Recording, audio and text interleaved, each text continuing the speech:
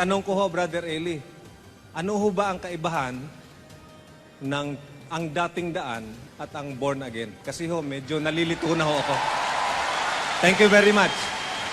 Salamat po. Salamat po, kapatid. Alam nyo, if I am going to delve into deeper strata of the truth, mahaba po tayo. Bigyan ko na lang kayo ng simple. Ang born again po, maraming sinasabing wala sa Biblia. Halimbawa, yung accept Jesus Christ as your personal Lord and Savior. First of all, the word personal Lord and Savior is not found in the Scriptures.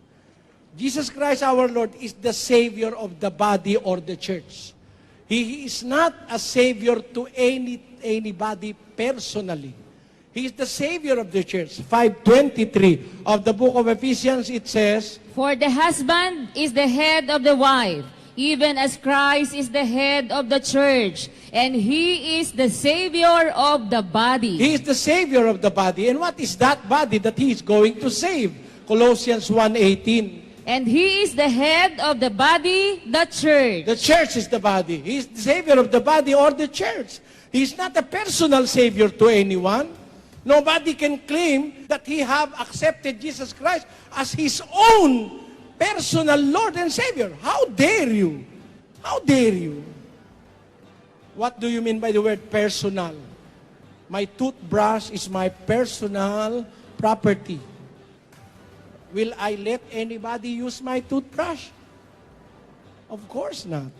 Not that I have the most beautiful teeth in the world, but because of sanitary reasons, I will not permit anyone using my toothbrush because it is my personal toothbrush, my personal property.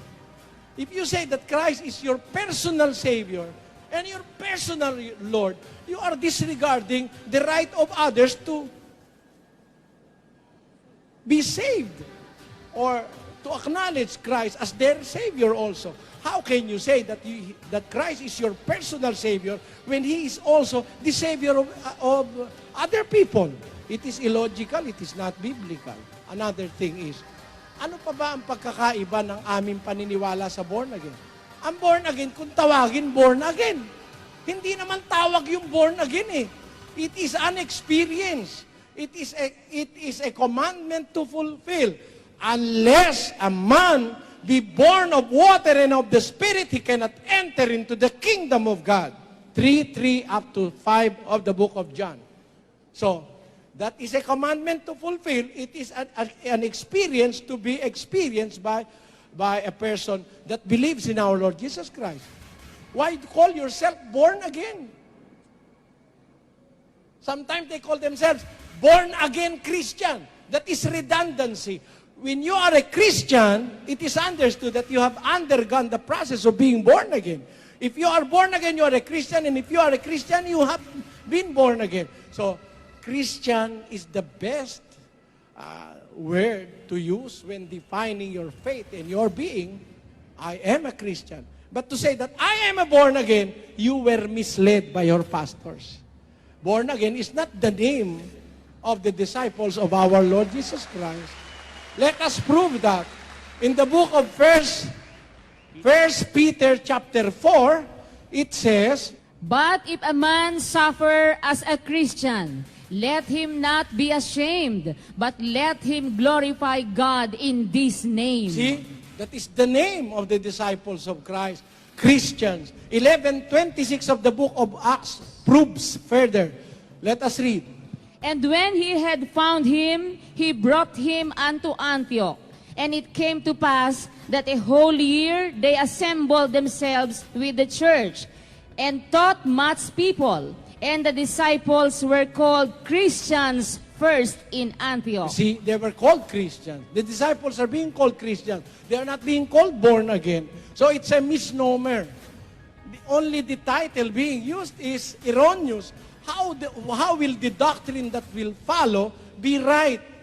Napakarami po, napakarami. Yung ikapo, mali yun. Hindi utos ngayon ng ikapo. Ang utos ngayon, ayon sa kusang loob na gusto mong ibigay. Walang takda, Walang presyo. Hindi po ikalawang Korinto 9:7. Basa. Magbigay ang bawat isa ayon sa ipinasya ng kanyang puso. Huwag mabigat sa loob o o dahil dahil sa kailangan, sapagkat iniibig ng Diyos ang nagbibigay na masaya. Hindi po, ayon sa pasya ng puso, yun ang ibibigay natin. Kaya marami po kapatid, napakaraming pagkakaiba natin. Marami kayong pinagagamit na termino sa born again, hindi nga biblical eh.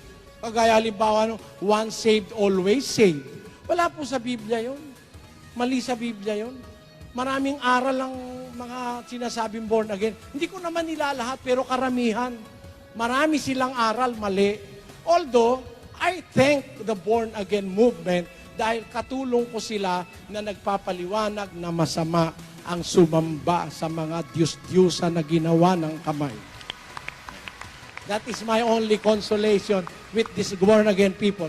But they are still misleading people in their invented terms in their faith. Kaya yan po kapatid. Pwede na po yun? Salamat po kapatid.